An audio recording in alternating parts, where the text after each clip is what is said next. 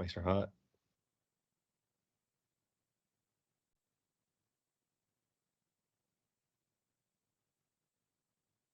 Hello. Welcome to Hardcore Penn State Football. 10 players are heading to the NFL Combine next week. We'll talk about them. A linebacker makes a big position change, a.k.a. Abdul Carter. Winter workouts. Are they something to pay attention to, the competitors of the day, or is that just fluff? Sean, what else do we have to talk about? There's something else. CFB playoff has been officially reformatted. We'll say how Penn State can make the playoff. And we have two fan questions to get to. So thank you for being here. Thank you for watching. Thank you for listening. If you haven't already, make sure to subscribe to the show, wherever it is. Let's get right into it.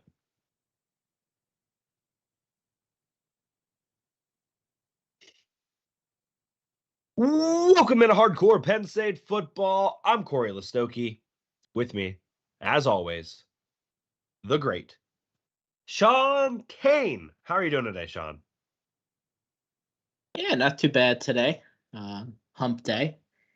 I don't think we've talked on here since the Super Bowl, correct? Been so long since I haven't seen your face. Is that right? That seems wrong, but it might be right. I think I'm right. Wait, maybe yeah. leading up to the Super Bowl, we had our last pod. Yeah, we had some we had Valentine's Day, and then we had some technical difficulties on Thursday, which resulted in me just going to go downtown and have a couple beers when it was all said and done. So, but we are back. And I know it hasn't been a great January or February, but listen, we're back, mother effers, okay? We're back. Show weekly, probably every Wednesday, but you'll have to just kind of play it by ear because, hey, we have lives, okay? May not seem like it, may not look like it, but we sometimes have lives. Sean, I buried this in the lead, but we also have two new commits to talk about as well. So a lot to talk about. For a second, I thought you were frozen, but you just aren't making any different facial expressions. A lot to talk about today, Sean. Don't look at me like that. Yeah, a lot to get into. When we don't have 2 weeks, I mean, things do happen in the college football world, and as we all know, there is no off season around here, and show does go on, as do our lives. Yeah, Sean, let's talk. I'm going to do this and see if it works the way we want it to. It does. Nice. Let's talk about the two new commits first. So one happened, I guess, a week and a half ago now. And would you like to do the honors? Yeah, Michael Troutman. He is a Jersey boy, DePaul Catholic. Really impressive highlight reel. Plays a little bit of a man amongst boys out there. Still want to see him get bigger. He's 6'2", 270, so he's probably gonna be packing out about 20 to 30 pounds before or more before he really gets started at Penn State in a couple of years. But yeah, this is a nice pickup for us. I know Michigan State was hot on the trail after him. He even had an A&M offer. So like I said, definitely a good addition here. Also reminded me of, do you remember Johnny Troutman? Of course. Yeah, I think they spelled it differently, but underrated guy here. I think, don't quote me on this, maybe besides Smith, Johnny Troutman was probably the last big-time NFL draft pick, offensive line, since Smith. Yeah, he had I think he played for the Chargers for a few years. That's going to change this year, probably. Yeah. I mean, I don't remember what round he was taken in, but he was ended up having a productive career. Donovan Smith, speaking of the Super Bowl, just won his second Super Bowl, so shout out to Donovan Smith. Happened to win a Super Bowl with Tom Brady and Patrick Mahomes. It's pretty What coincidence there. 149th pick in the 5th round. I thought he went higher than that, to be honest with you. Yeah, he played for a long time though. So that's probably what you're thinking of. And yeah, I think I do have somebody in mind who I think is going to go a little bit higher in the offensive line room. But yeah, anyway, yeah, it looks like Troutman, good chance, as Cory listed there, good chance he'll play center. So, and he does kind of fit the mold of being a center, 6'2", 270. Will bulk up, but yeah, looks like he'll be a good addition to this offensive line room. We'll be interested to see if his ranking goes up too. Yeah, Donovan Smith was taken in the 2nd round, so that will probably also be broken in a couple of months.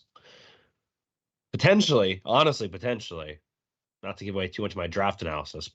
I don't know what pick he went in the 2nd round, but I honestly could see Kane Wallace slipping into getting up to day 2, depending on how his combine goes. But that's conversation for a little bit later. I had a friend in middle school, still friends with him, and his name is also Troutman, but he spells it with an A. So spelling this is really difficult for me. But I think that's how Johnny Troutman spelled his name too. Yes, yeah. But anyway, no offense to Michael. Excited to have him. From what I heard, it sounds like he's going to go up the ratings. So he's going to bump up in due time. People at this point in February, a lot like ESPN's really bad at it, especially. It really hurts everybody's composite rankings because ESPN's so far behind on the 2025 guys that there's going to be a lot of movement for the 2025 guys in the next 6 months. So ESPN's coverage of recruiting just sucks. Yeah, and don't quote me on this, but the one guy I thought did a really good job. Let me see, Tom Haver. Oh, I'm not going to be able to find his name now. Tom H. was with ESPN for a while, and he did a really good job, but he's, I think, gone now too. So yeah. I mean, it's not even like the analysts themselves per se. I just don't think they put that many resources into it, and it's like a lot of things in life. If you don't put money into it and you don't really care, the product is gonna reflect that. So I don't even really put it on the analyst per se, but it's more of a care problem, I think, at ESPN. Tom Van Haren. Yeah, and his contract won't be renewed in June, so he's still there, but he'll be done in June. Anyway, I like this guy. Kind of came out of left field a little bit when this happened, but as far as not maybe being on everyone's radar from a just straight up talent perspective, but a guy that's gonna go increase in the. I don't know if he's gonna become a 4-star or a 5-star or anything like that, but he's gonna bump up. This next guy, Sean, you could argue could be one of the cornerstones of this class. And also, we have to be careful because when you start talking about wide receivers in these parts, people tend to get a little bit excited. Sean, would you like to introduce the latest commit in the 2025 class? Yeah, Lyric Samuel. Penn State continues to recruit the state of New York really, really well. I think they had 2 commitments last year, Josiah Brown along with Tyreek Blanding. So yeah, they continue to recruit well. Blanding was the year before, wasn't he? Oh yeah, he was here last year. Yeah, my mistake. So but still good guys. Yes. Zion Tracy too. Yeah. Originally from New York. So Penn State has recruited New York well for quite a while. New York City in particular, and Lyric Samuel is from Brooklyn. He's a shade under 6'4", and he's very fast. And everybody who is very fast at 6'4" tend to get D1 scholarship offers. It just tends to be how it is. And his highlights are very impressive as well. I mean, I think the thing with him is he's going to have to bulk up, which he will. He's only 175 pounds right now. And if he could get bigger and develop physically, yeah, I think this guy is going to be a really, really good player for us. Big believer in him. I heard somebody, and I don't want to scare anybody here. I heard somebody. You gonna say it? You know what comp I'm gonna give? Are you gonna give the Justin Chora comp? No. Oh, Malik Mega. oh. Yeah. No offense to Malik, he's on the team. But Very, very good asset to the team. but But if you think about it, tall, fast, never really put it together as a receiver. Good special teamer, I will give him that. But there are some differences. Malik came from. I want to say I want to say one of the 24/7 guys brought his name up, and it just made me think like, huh, yeah, that's right. He you came wouldn't from run a bubble Canada. screen to him on 3rd and 1. Uh, I forgot that play happened. Yeah, I mean, too soon to tell, but yeah, that name was brought up. But playing in the States definitely helps. It's a slightly different game down here, but it's just easier to translate into college usually. So, really happy to have this guy in here, and if he could develop a little bit physically, he's going to be a really good player for us. Yeah, and although we've recruited well in New York, Erasmus specifically has not been a high school that Penn State's had a bunch of success in. I think Sean Fitz mentioned Rutgers having a lot of success there. So getting a footprint there is somewhere where Penn State really hasn't had that much success in. So that's good to see as well. I thought you were going to make the Justin Shorter comparison. I think he might be faster than Justin Shorter, but yeah, I think this, as far as a Marcus Hagens get to start off the 2025 recruiting class, I think this is a big one. Again, Marcus Hagens, a lot of people want to give him a lot of crap, but he hasn't really got to coach his guys yet. So uh, we'll kind of see that for the first time with some of the true freshmen, but also with the transfer and Julian Fleming. So a lot to be seen, but this is a pretty big get for Penn State. 4-star guy. When it's all said and done, could be a really highly touted player in this class. Yeah, I agree. Like some sites have him a little bit lower than a 4-star. But I think the more he's evaluated, the more people see of him, assuming he has a good senior year, which I have, I don't have any doubts that he will. Yeah, he's gonna be a riser. So yeah, and I hear what you're saying too about Hagens, and this is a big year for him.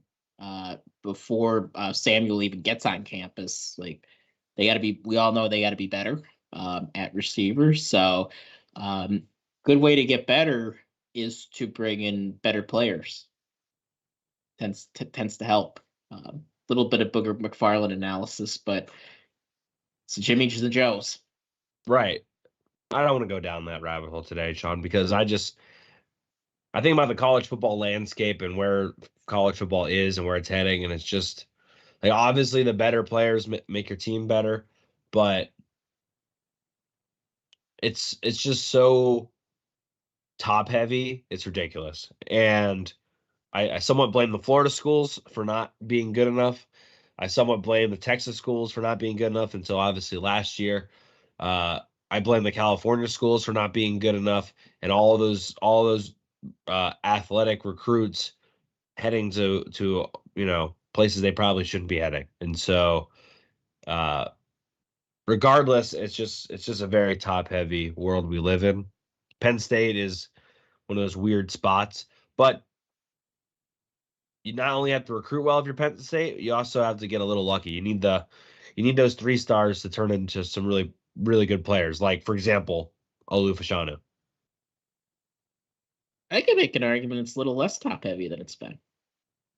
Maybe like this last year.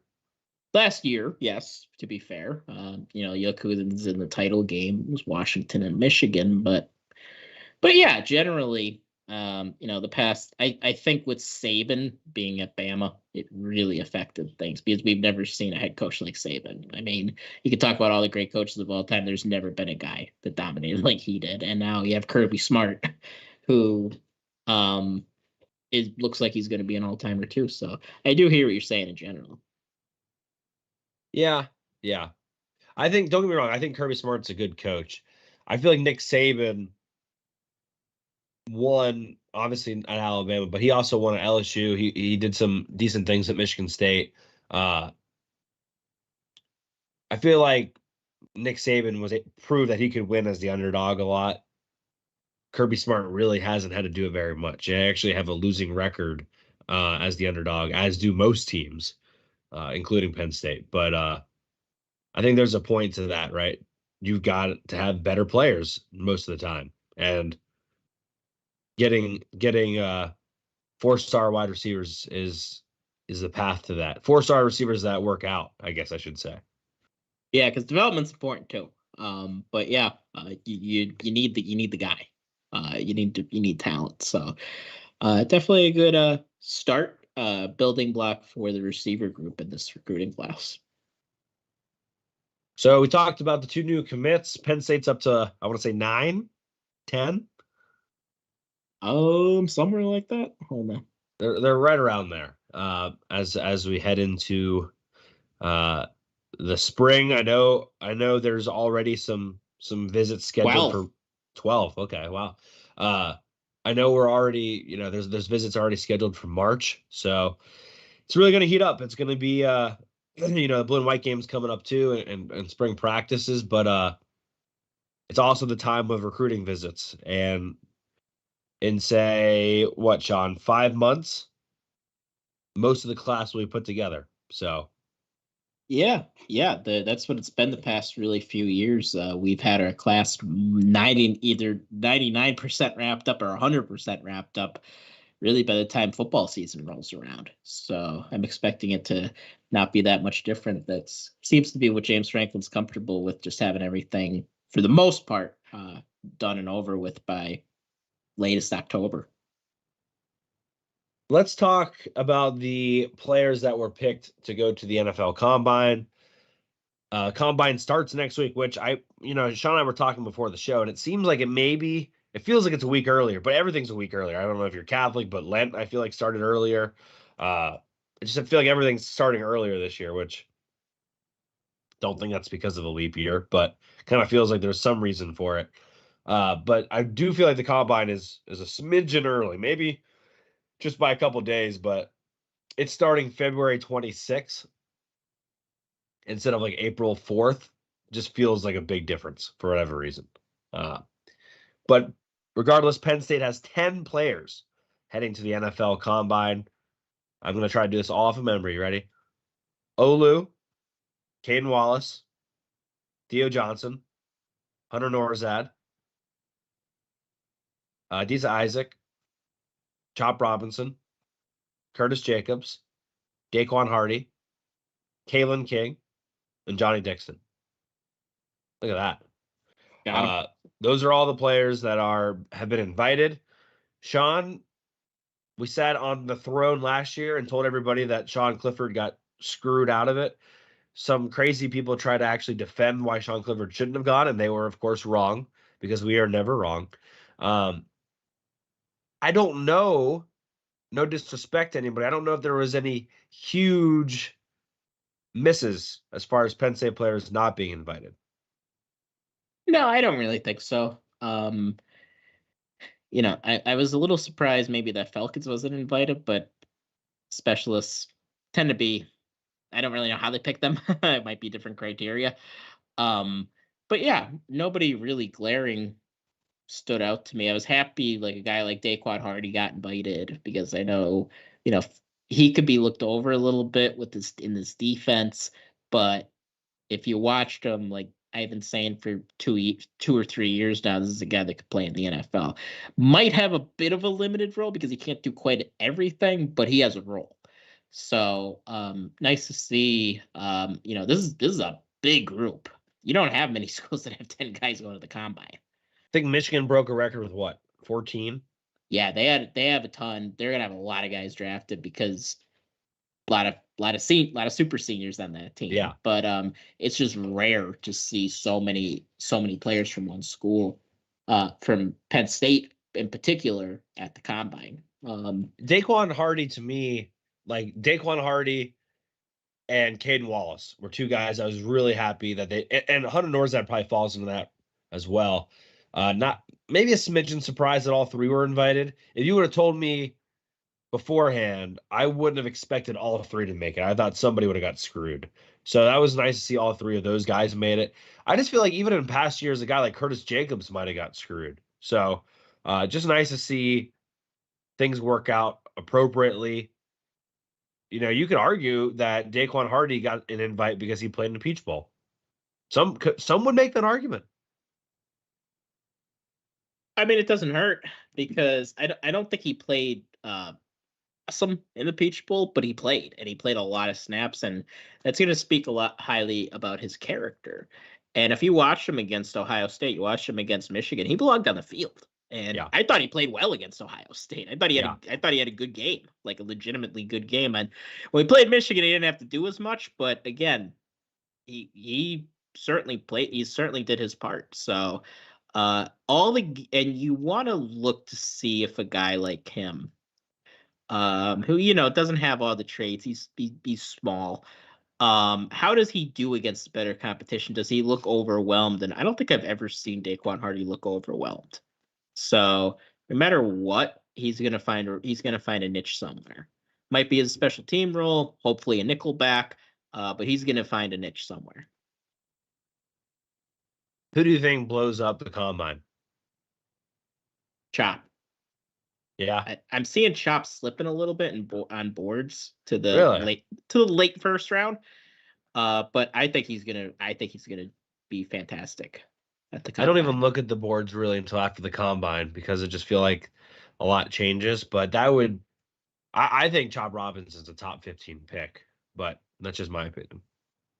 Yeah, I mean, before the season, I would say,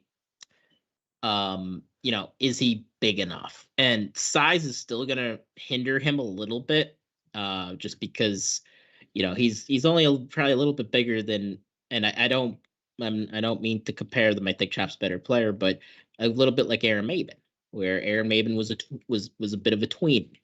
Yeah. And the thing is, I don't think Aaron Maben was ever great against the run, where Chop is really good against the run. Maben was kind of a one-trick pony. You could just get after the quarterback, and in the NFL, you have athletic offensive tackles. They're going to neutralize that right away if you just have one move. If you just go around the corner. And they were both small, so that was the one thing that holds that. And teams are a little bit. I think the way NFL teams evaluate draft picks now, it's a lot about measurables. And they'll just look at a guy, okay, he's skinny. Well, I'm not taking that guy in the top 10 no matter what. And like every GM's going to think that way. Now, when you get to between 15 and 20, you could be a little more lenient on stuff like that if you love his tape and he works out well for you. Right. Yeah, I think Theo Johnson's going to have a good day too. Be careful to see what he does laterally, but from just a run fast, be strong perspective, he's going to do really well. Sean, let me ask you this. Are you paying too much for health insurance? Too busy to read long, complicated policies? Meet Patrick Motti of Motti Health, a former Penn State letterman and your new healthcare coach. Patrick leverages years of expertise to offer customized insurance solutions to help you develop a coverage game plan that secures your family's health and its future. As a father, Patrick understands the importance of reliable health coverage for you and your family. From individual plans to family coverage, Patrick ensures you get the best protection for your health and your buddy. Because groceries ain't cheap, Sean. Motti Health. One broker, endless solutions. And as of right now, you and anyone else can cash in on this. They are now offering up to a $500 cash bonus for every customer referral. 500? So $500. Can you believe that? So quit overpaying for health insurance. Visit MottiHealth.com to schedule a free consultation with Patrick today. Very nice. I'll have to look into that. Patrick Motti, Penn State letterman, correct? Penn State letterman, believe it or not. There you go. Definitely check that You out. like how I threw that one in there today? Are you ready for that? Yes, I think that the more we do those, the better you'll get with like timing it up just right. So, yeah. So you're saying that wasn't perfect, is what you're saying. You're saying I got some room for improvement still. 8 out of 10. Okay, I'll take that. Yeah. Doing People well. don't know this is like my second flu game. I got a little bit of a clogged nose game, and I'm fighting it out for you, the people, and Patrick Motti. And Patrick Motti, yes. Sean, where do you want to go next? Do you want to go college football playoff? What are your thoughts? Where do you want to go? Do you want to go winter? You want to go winter workouts? Let's go winter workouts. Okay. Let me just start off by saying this. Well, let me throw up. How about we'll throw up the results as of right now. Oh, that came in kind of bad, didn't it? That's all right. Small and bad, so that's kind of useless. So I'm just going to hide it and we'll just go back to our other screen because that's not going to help anybody. Basically, if you're a Bo Prabula fan, you're really happy right now. To put it simply, I'm going to read out to you where we're at now. Certain position groups. So let me just back up. Rewind a second. For people that don't know what the hell we're talking about, winter workouts, competitor of the day. Every assistant coach tweets out after their winter workout who the competitor of the day was. We have no idea what the stipulations, the rules are to winning such award, what you have to do. We assume it's hard work. We assume it's putting in the extra effort. We assume it's probably being a good teammate. We have no idea. Do you have to do something specific? Do you have to win a race? Do you have to lift so much? Do you have to beat a personal record? We have no idea. No idea. So let's just preface all of this by saying we have no idea. But every winter workout, the assistant coaches post, their competitor of the day for that position group. This year, we decided to keep track because what else are you going to do in February? Now, some people are going to come out right away and say, oh, none of this matters and it's just smoke. Well, sure. Okay, you can think that, but we don't really give a shit. So I'm going to list out who the leaders are. Now, there are some position groups that don't have leaders. I will then say who is currently tied for the lead for who's won it the most so far, who's won the daily award the most so far. Let's start with special teams. Right now, long snapper Tyler Jasansky has won it twice. Safeties, Zakee Wheatley has won it twice. Corners, we have a tie with Cam Miller and Ellett Washington. Linebackers, we have a tie with Tony Rojas and your favorite player, Tyler Elsdon. At defensive line, Zariah Fisher has the lead with 3. In offensive line, we have a tie, or excuse me, not a tie. Nick Dawkins has the lead with 2. Addison Penn, by the way, getting on there with 1. Tight ends, Joey Schlafer with 3. We'll never say his name correctly. He has 3, and Tyler Warren has 2. So just to give you an idea that there's 2 guys kind of standing out there. Wide receivers is probably the most interesting one because everybody has 1. Not a single wide receiver has won it twice, which if you've been following Penn State football for the last year, that is totally on freaking cue for how it's been for the last year. Like nobody really separating themselves. So glad nothing's changed there. Running backs, no lead here either. A tie between Nick Singleton and Quentin Martin. And then quarterback, Sean. I left this to the end for a reason. The leader, Bo Prabula, with 4 days won. Grunkmeyer has also won 1 day. And starting quarterback Drew Aller is not on the list. Now, before you click off and you go, oh, these guys are about to start complaining about winter workouts, all I did was post the facts. Haven't even started talking yet. Let me say 2 things first, Sean. Let me say one thing. I'm gonna pose the real question to you, but let me say one thing about non-quarterback stuff because I think that's where we're gonna probably focus. I would like to eliminate this idea that the coaches are just choosing the players that they don't want to enter the transfer portal. I think that's baloney and cheese. I think that's just crap. Like Nick Singleton wasn't going to enter the transfer portal, and he's won it twice. Tyler Jasansky was not going to enter the transfer portal, and he's won it twice.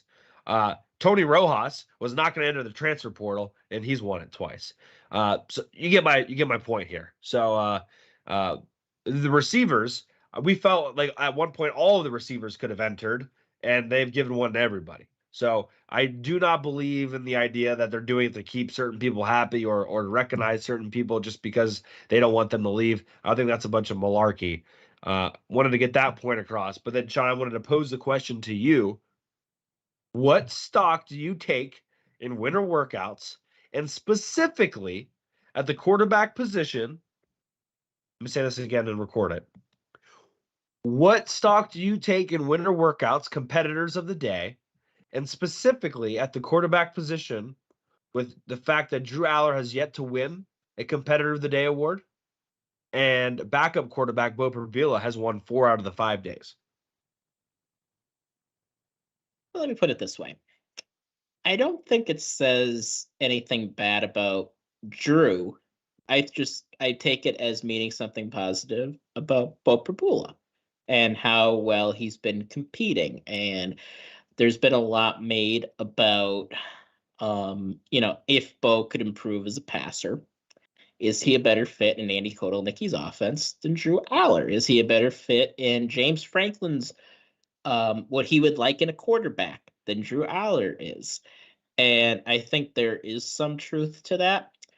The thing, I'm not saying there's a controversy or anything right now, but it is, I look at it as a positive thing that he's hanging tough. Also that Ethan Grugmeyer came in and has already won it once. So yeah, I think you have to look. It's one of those things that it's like an ink blot.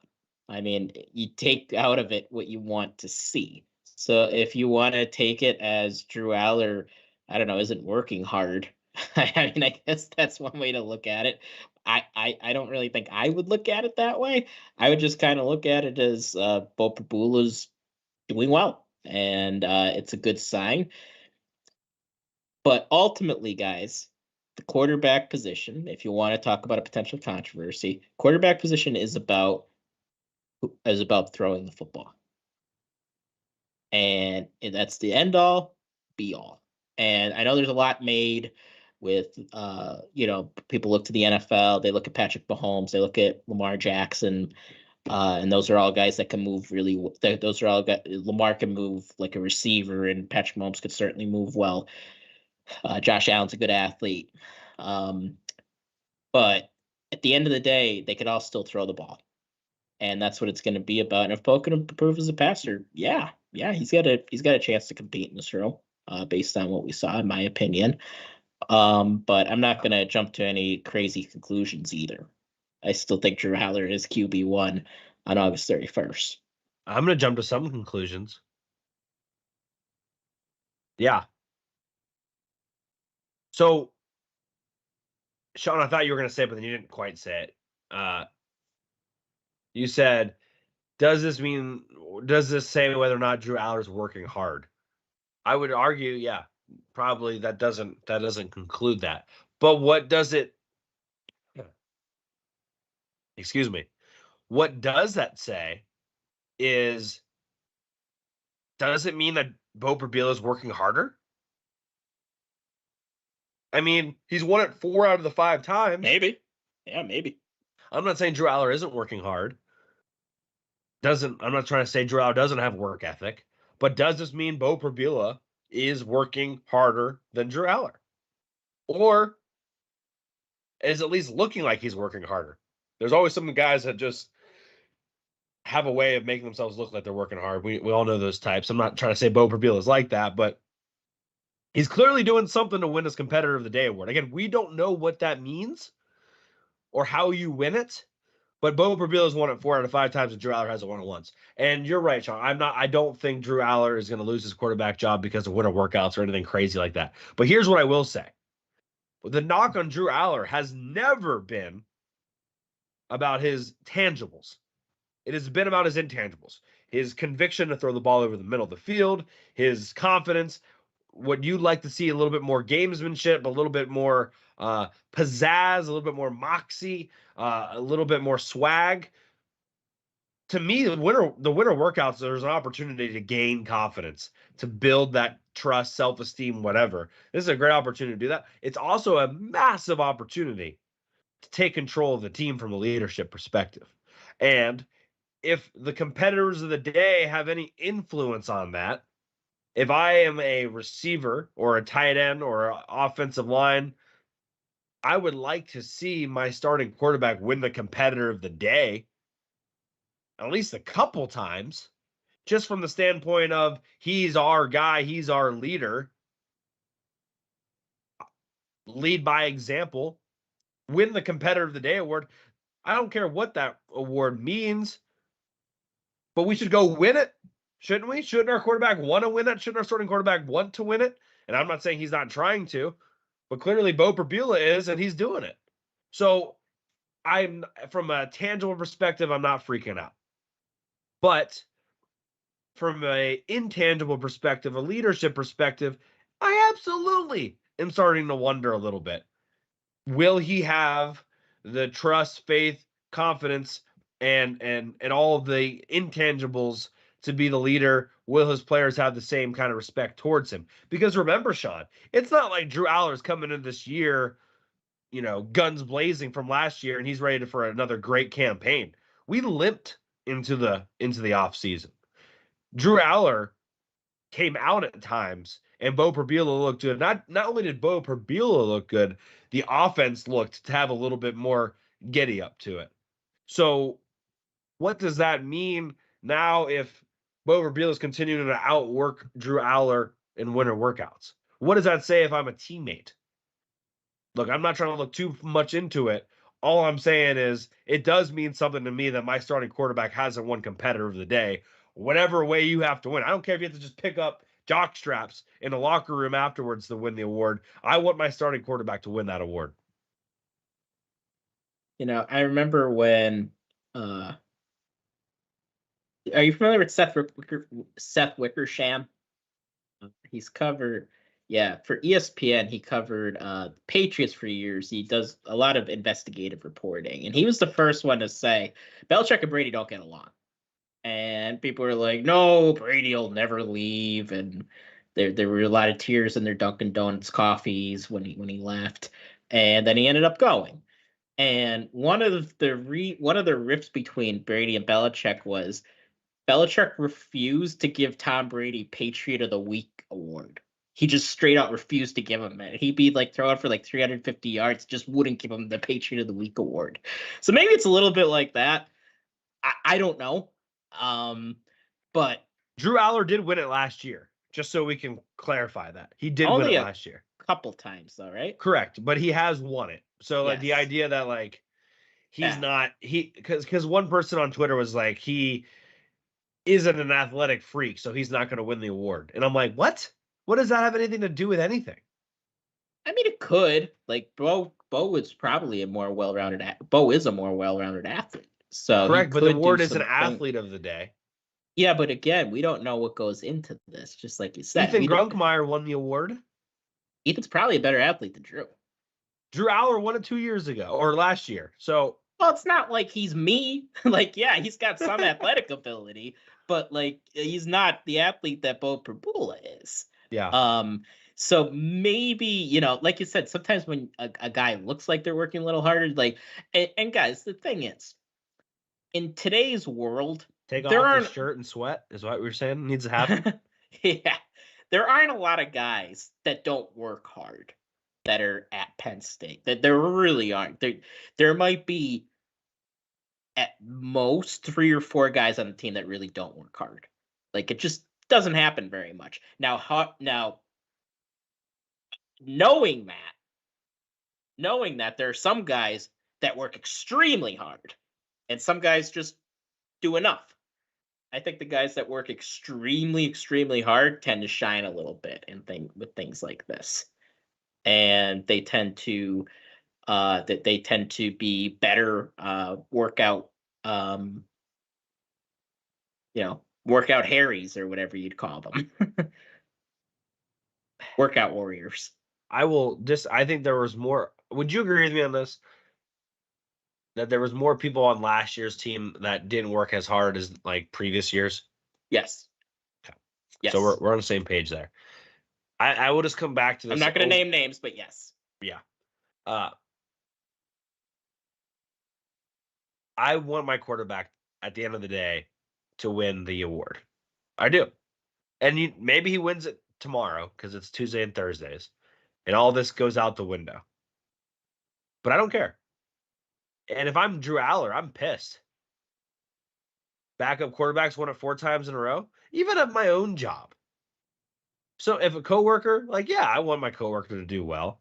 But if he wins, I don't know, employee of the month 4 out of 5 months, and I didn't even win it the other time, I'm pissed.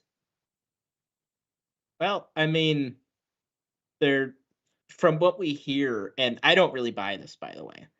Like, and I've heard Franklin say it, and I've heard Danny O'Brien say it. There's probably some truth to it. Like, Drew Aller really doesn't change very much. Like, he's very even keeled. And like I said, I don't really buy that because last year I noticed some striking things in his demeanor when things were going well versus when things weren't going well. So, I mean, maybe he's not that. Maybe he doesn't appear that upset. Or maybe he's not that upset by something like this. But yeah, I mean, I think when you're a high-level athlete, you're competitive in everything. Like, I remember stories about Saquon being super competitive about, like, playing a game of Monopoly. Like, that's when you're that high level of an athlete, that's how you are. You're just super, like, if you lose a game, of, like, they're probably unbearable to play a video game with because they take it way too seriously. But, like, you want that in an athlete. You know what I mean? You want that inner drive where you're kind of rolling your eyes because the guy is such a tryhard. Right, but have we seen that from Drew Aller yet? No, we haven't.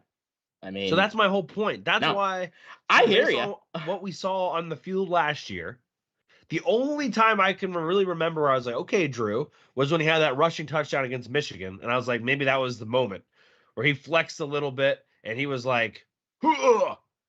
Right? He was. And I was like, oh, 5 minutes. What was that? was that a little bit of something? And that to me is what I would like to see in the winter workouts. Again, I'm not there. Yeah. I don't know how you win these things, but I would imagine having a little bit of that goes a long way. Yeah. Yeah. And I hear what you're saying because I totally agree with what you're saying with the question is nobody's questioning Drew Aller's talent. He's obviously got a great arm. We've seen him be super accurate. He's not as consistently accurate as I'd like him to be, but a lot of his best throws, and I said this during the year too, you could usually tell before he even lets go of the ball if it's going to be a good ball or not. Like, he'll step up confidently in the pocket and just kind of nuke it because he's got that special arm that he has. When he's playing more timid, like he played timid most of the year last year. A lot of that comes with just not having a ton of confidence. And I just don't think he played with that swagger that you need. And a swagger is not born overnight either. And I think we got to keep that in mind. That could be something that's coached out of you, especially when the pads start coming on in the spring. And maybe we'll see how he works with Kotelnicki. And we'll kind of go from there. Speaking of that, I know we broke this news, I think, a little bit ago, but I guess for whatever reason, Penn State Twitter and media decided that today they were going to make it like official for whatever reason. But we had already kind of known this for quite some time. And that is that Penn State officially has quarterbacks coach. That's no longer a question. Again, Sean, I don't know. Like, it says on on Danny O'Brien's Twitter for like 3 months that he's the quarterbacks coach, but it's now official. Now, it doesn't say that he's officially the quarterbacks coach, or he's just in that role. I don't know if they have to actually specify that, but he is the quarterbacks coach for Drew Aller, which again is what we reported a while ago. But in case you weren't listening to that episode, it's official. I wonder how much of the quarterback coach he already was last year with Yurcich, because I'm assuming Yurcich hopefully not a lot. Good point. Yeah, good point. Because the whole idea of a GA becoming the quarterback coach, I do know it worked out with Deion Barnes, and I thought he did a fantastic job as defensive line coach last season. But typically it's not the most ideal thing to have a GA, but Franklin loves Danny O'Brien, and I don't think he would get, and he knows him really, really well. He's known him since he was a junior, senior in high school. So if he wasn't ready, I feel like Franklin wouldn't have given him this job. So got to just hope for the best. And Franklin's a former offensive coordinator. He's got a Kotelnicki there to bounce stuff off of. So I'm sure it's going to be as they said like 2 months ago. It's going to be a collaborative effort. I'm sure it's going to be Danny O'Brien's room, but I'm sure he's going to get a lot of tips and tricks from James Franklin and Andy Kotelnicki. So final football thing, like Penn State football specific thing that we need to talk about is position changes. We did have some position changes that came out last week. Again, we didn't have a show last week. There's really 4 that I wanted to mention. Tyrese Mills is back to linebacker. He's kind of gone from linebacker to safety, back to linebacker. Lamont Payne has officially gone from corner to safety. Mekhi Flowers, who we've been a big fan of, just hasn't had a chance yet for a little bit. He's officially gone from defensive back to wide receiver, following Christian Driver, who's now gone. But where did Christian Driver go? Do you remember? Minnesota? Is that right? I want to say it was Minnesota. Good question. And then finally, again, to bury the lead a little bit, the biggest one is being linebacker Abdul Carter, moving from linebacker to defensive end. Shawn, not saying that was something we had discussed ad nauseum there for a little bit, but it was something that we discussed ad nauseum for a little bit, that we'd like to see him play more defensive end. And in Tom Allen's scheme, he still might play some linebacker. But in our eyes, not a surprising move. But I think it's going to be a pretty resourceful one when it's all said and done for Abdul Carter. Yeah. Christian Driver did go to Minnesota, by the way. Yeah, it makes a lot of sense because he could be more of a C quarterback, deck quarterback, being a defensive end. Obviously, just the nature of the position. He can put his hand in the ground then. Won't have as much to think about, won't have as much read and reaction to think about playing end as opposed to playing linebacker. I do think when you think about what that means too for the rest of what it means for the linebackers, there were a lot of questions about how Rojas and him would coexist on the field together. Well, this is a good way for them to coexist on the field together. And you compare it to last season, you want to keep your best players on the field together as much as possible, especially your big impact players. So last season they were able to do that.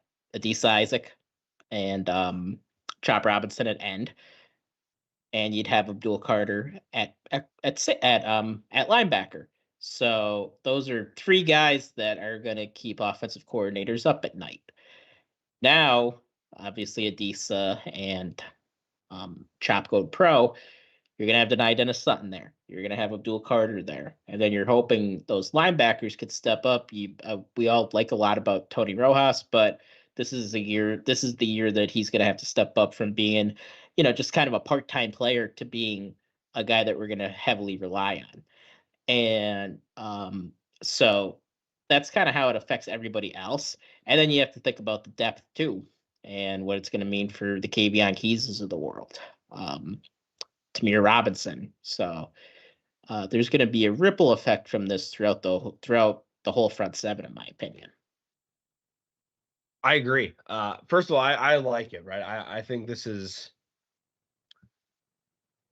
I like the move from Abdul Carter from linebacker to defensive end. PFF showed that he has like top 10 last year in pass rush win rate as a linebacker. So a whole year of refining his pass rushing skills. Going to be curious how well he does in stopping the run specifically. I know he's strong enough, but it's a different world down there once you put a hand in the ground, hand in the dirt. So I'm curious on that front. I think it is good for him, like you said. Just see quarterback, get quarterback. And I agree that it is going to cause some ripple effects. What does that mean for the defensive end room? Like, I think Zariah Fisher is playing really well right now. I think Vanover is playing really well right now. Denai Dennis Sutton is playing really well right now. So you've got, even though you just lost 2 potential day 1, day 2 guys, you still have an embarrassment of riches at defensive end, in my opinion. So much that even you could argue that this defensive line, defensive end, and defensive tackle is actually more has more depth than last year, which is kind of crazy. Maybe not overall talent, but depth wise, they may be better this year. But it does make you wonder, Sean, from a linebacker perspective, with Tom Allen coming in, did he feel comfortable pretty much right off the bat? Or does he have a game plan in his head for what he wants to do with Abdul Carter? And does this mean, like you said, they feel good about the Keon Wileys of the world, the Dom DeLucas of the world, the Tamir Robinsons, the Kavion Keys, because those guys are going to have to step up big time with Abdul Carter not going to be there. And no doubt to me, it means that Tony Rojas is ready to rock and roll at the will. I think that has to be 100% clear at this point, which is really good. He did some great things last year. I think that means he's going to do some really good things this year. Very excited about that. And the important question, does Abdul Carter keep the sticks? Does he keep number 11? Yeah, I don't think he's giving that up. Yeah, I don't think we've ever had an edge guy use 11. So. No, but Navarro Bowman, I feel like blitzed a lot. He did. Yeah, I mean, they all did. Yeah. Micah, LeVar. Brandon Bell blitzed a lot, too. Brandon Bell, yes. So yeah, I hear what you're saying, too. Like, it's going to have, with the edge guys, Zariah Fisher, we were just talking about winter workouts. Zariah Fisher won a bunch of winter workouts. So he's obviously grinding. And I think you feel really good about your top 5 or 6 guys there. Yeah, I agree. Do you think the Mekhi Flowers move from safety to receiver was because he wasn't going to play at safety, or because they need more receivers? Or Canelo Stos. I mean, it could be a combination of both. I was expecting him to play a little bit more at safety. So I was a little surprised by that one. I thought he had a chance to be in the 2 deep, but apparently not. So I know he was a great high school receiver. He was seen as an athlete when he got here, when he got to campus. So I think he could do it. It reminds me a little bit, we were just talking about Christian Driver, a little bit of that kind of move. Marquise Wilson, too. He also moved to, although Marquise Wilson, that whole thing was a little bizarre, in my opinion. But, Christian Driver had a similar thing happen to him as well. So you hope that it works out a little bit better than it did for those 2 guys. But, yeah, it surprised me a tad in what was the other? Mills moving to linebacker, too. I am wondering how that Sam spot's gonna shake out. I think Mills could play. Oh yeah, sorry, you did say. Yeah, sorry, I interrupted. You said Sam. No. Yeah, I agree. Yeah. So I think he's gonna be in contention. I think Dom DeLuca's gonna be in contention. So I'm really not sure what way that's gonna go right now. I think we're just gonna play. It'll be a little bit like the 2022 season. I think we're just gonna have a few guys play there. Yeah, and you could move Jalen Reed there sometimes if you really needed to. Sure. And in Tom Allen's defense, his base was a 5-2-4. It was a 4-2-5. So I think you're going to see a lot of funky things happen at that other linebacker spot.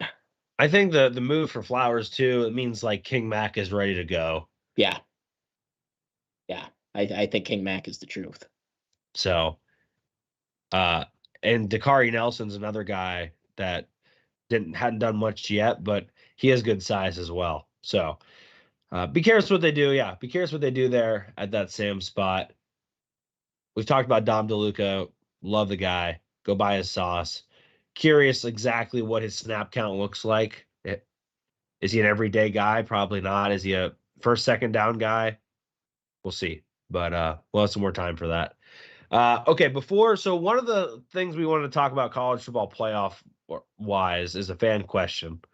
So we're going to leave one of those for the fan questions. But Sean, I wanted your opinion on this.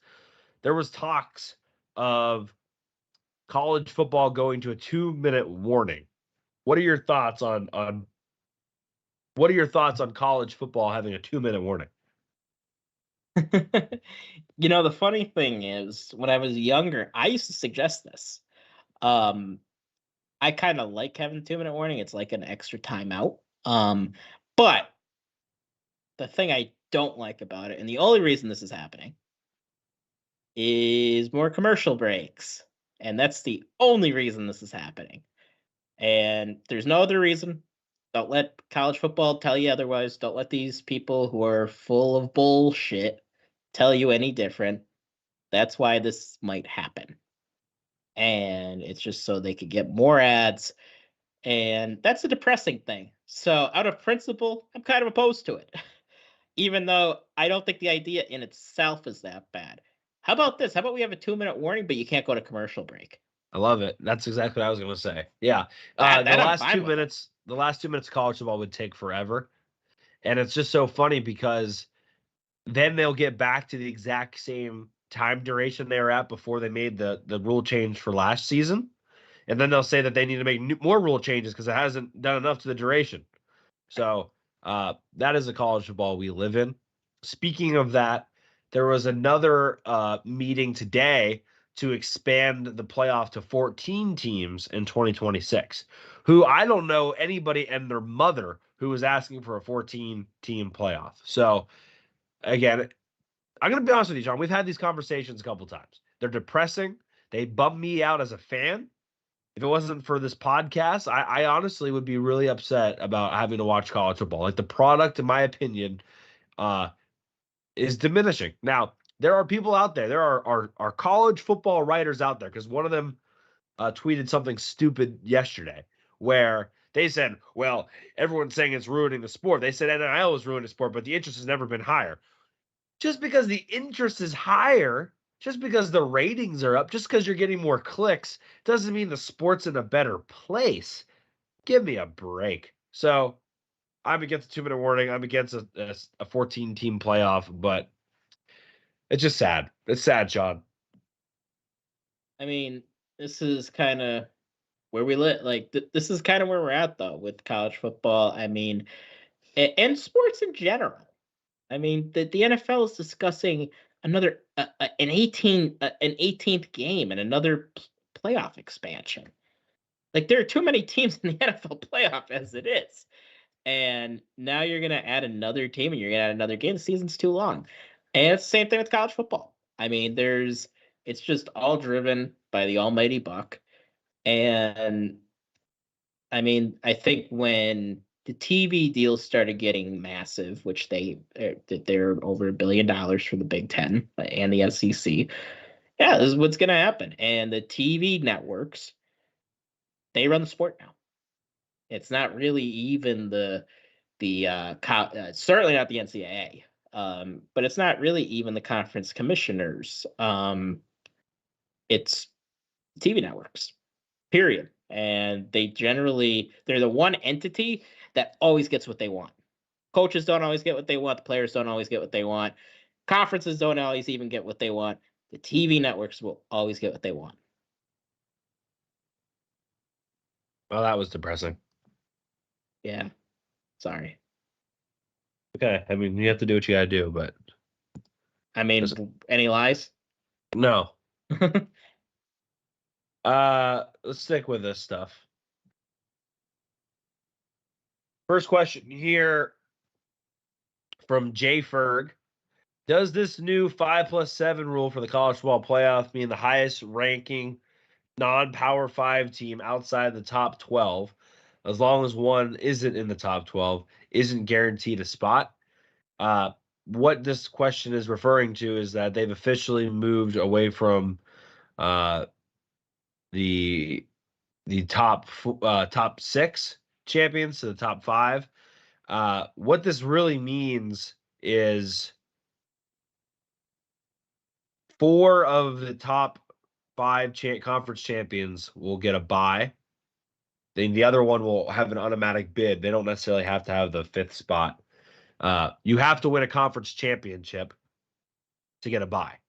So Notre Dame cannot do any better than the 5th seed in the college football playoff, which I know Sean is very happy about. Oh, that's too bad. I asked this exact same question, Jay Ferg, because I was a little confused myself. As far as I know, there's still an automatic bid for a group of 5 team to get in here. So, no, to answer your question, there's still, you could be 12. Penn State could be 12 and get passed up theoretically by a 18th ranked Boise State. So, are you sure? Yeah. Oh, I thought this new rule. I thought it was the top 5, and then the 7 at large. Or is it the 5 if they win their mediocre conference that they're one of the 5 too? Is that what it is? Correct. Oh, okay. Yeah. Well, that's unfortunate. I do like the Notre Dame news because they shouldn't get anything automatic. They shouldn't get anything handed to them. Heck, you can make an argument they shouldn't be allowed in the playoff. But we won't choose violence today. So I love that part. But I just think it's the dumbest thing that Liberty, who got absolutely decimated by Oregon in their bowl game, will get an automatic bid over a team like who would the 12th team be this year? Wasn't it going to be Oklahoma?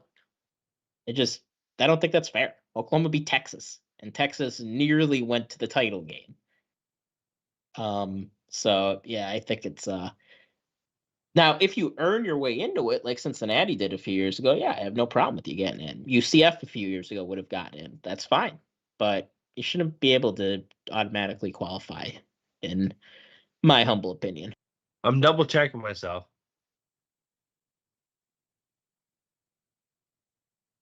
But I want to make sure I get this right.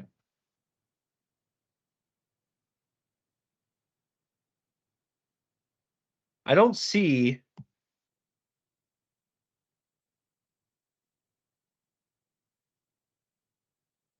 anybody specifically answering this question. Does this mean Oregon State, Washington State could get in? Are they is Pac-12 still an automatic qualifier? No, the Pac-12 is not an automatic qualifier. It doesn't say anything about the G5. It just says the 5 best conference champions plus 7 at-large bids. It does not say group of 5.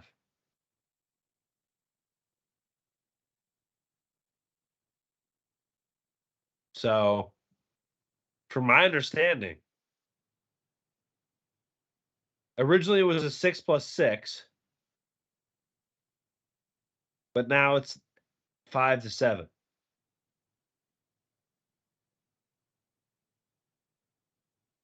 So, yeah, I'm seeing other things that. So I don't think the group of 5 has an auto bid. Yeah, I don't think they do either. From what I was reading, I was under the impression they didn't. Which, by the way, that's the way it should be. Again, to me. See, but then this says here, this is why I'm confused. In the CBS article, it says Liberty, the team that would have been the 12 seed this year had the playoff expanded, would have entered its Fiesta Bowl matchup as a 17-point underdog. Well, Liberty wouldn't have made the playoff. No, Oklahoma would have. So I don't get that.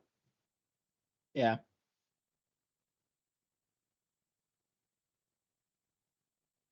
So when I asked this question on Twitter, I specifically asked, basically this. Does this mean no G5 auto bid?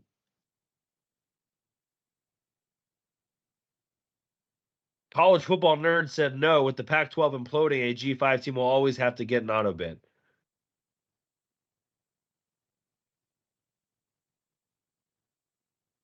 Because so what I understand, you have a Power 4, mm-hmm. Big 10 champ, SEC champ, ACC champ, Big 12 champ. That 5th champion is the highest rated G5.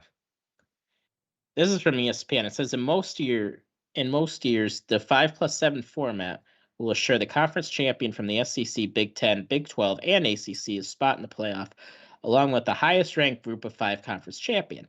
The CFP intentionally won't refer to the Group of 5 in its description of the format, though, because there is a chance that a champion from one of the Power 4 conferences finishes ranked below the top champion from the American Athletic Conference, Conference USA, Mount West, Sun Belt, or Mid-America Conference. So yes, the G5 has an auto bid. Yeah, long and short of it. We got a roundabout way of saying that the G5 does have an auto bid. It is the champion of all the other conferences, basically. It's stupid. So,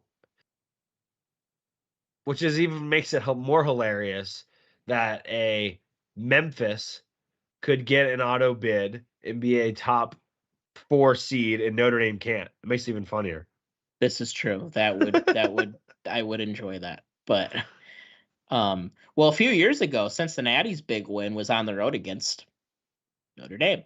They won by 2 scores against Notre Dame. So, I mean, it could happen.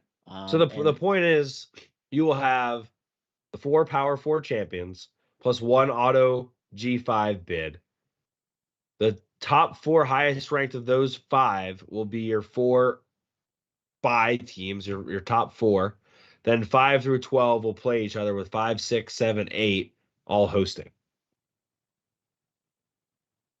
I'm ready. Yeah. Let's go to our other question because this is way out there. This is from Big Willie Styles. Thank you, Big Willie. Does Penn State need a new stadium bigger than Rec Hall, but smaller than the Bryce Jordan Center for basketball, wrestling, volleyball? It would make for a better atmosphere. Bryce Jordan can be used for concerts, thon, graduations, and whatever events they schedule. You could say yes in a perfect world. But Sean, in my opinion, just be better. Just be better. Basketball, just be better. Be best. The Pagola is a great size, in my opinion, but it's hockey. The BJC was never going to be Rec Hall. It's just never going to be. But in my opinion, as somebody who lives in State College, I'm very thankful for the BJC because we get a lot of acts that we would not get otherwise. Even in places like Auburn, where I've also lived, they don't get shit for bands or comedians or anything in between. They don't get very much. You have to go to Atlanta. So the BJC has opened up a lot of opportunity to see a lot of great acts, bands, etc. So I'm not against the BJC, but Rec Hall, just for everyone, just to put on the record, I know I've said this before, is so dated. It's really old. People are like, oh, return to Rec all the time. It's really old. It's really bad. It's really dated. The locker rooms are dated. It's not great. So there probably is an answer there. Do you rebuild Rec Hall because it's on campus and you make it just 5,000 seats bigger? I don't know.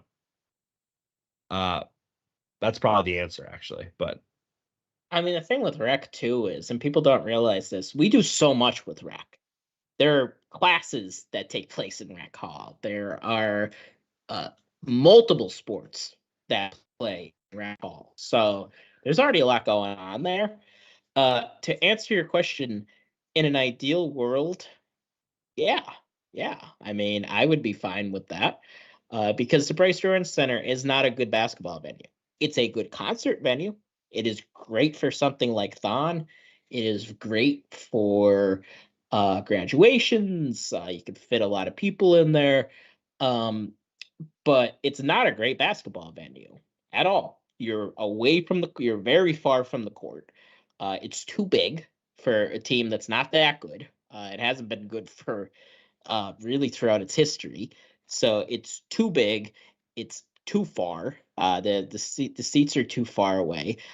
So yeah, the rec hall is a superior place to watch a basketball game. But yeah, Corey's points are well taken. They don't even have air conditioning at rec hall still. Like, there was a reason why they moved out of rec hall in the mid 90s, and it's because it was too old. It was too dated, even back in 1994, 1995, whenever they ended up moving to the Bryce Jordan Center. So there is a reason that it happened. But ideally, you would want something a little bit bigger and just a little more modern than rec, but a place like rec to watch a basketball game. You would want something similar to that, more so than you'd want to more so than the BJC. Yeah, it's a hard thing. I mean, realistically, nothing's probably going to happen. But it's a good question, and a question we welcome. Yeah, in the offseason. And people don't realize too, Penn State does not own the Bryce Jordan Center. That is rented. So I think that often people get confused about that. Shawn, we do own rec. Yeah.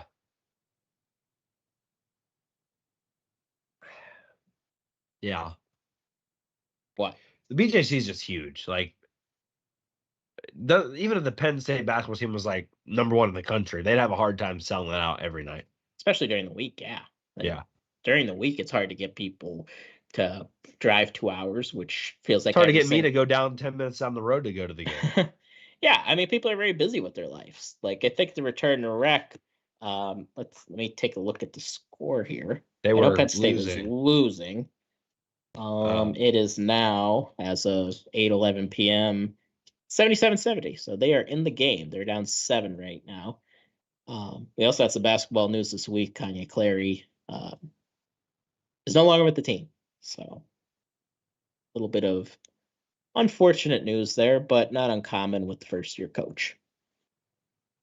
Yeah. I don't know what I was going to say, but yeah.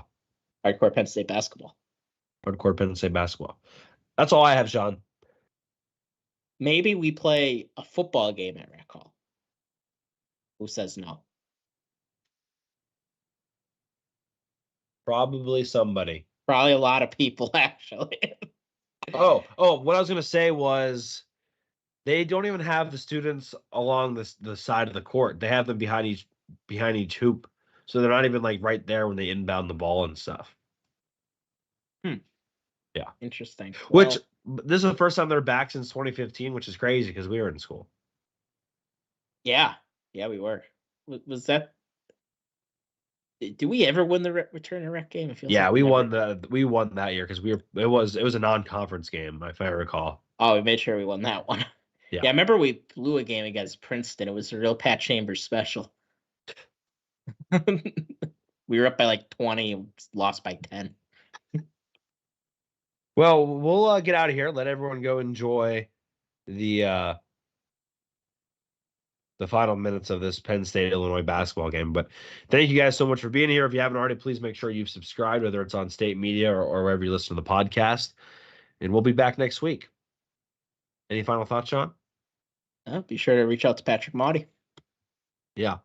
For Shawn Kane, I'm Cory Lestochi. You've been listening to Hardcore Penn State Football. Until next time.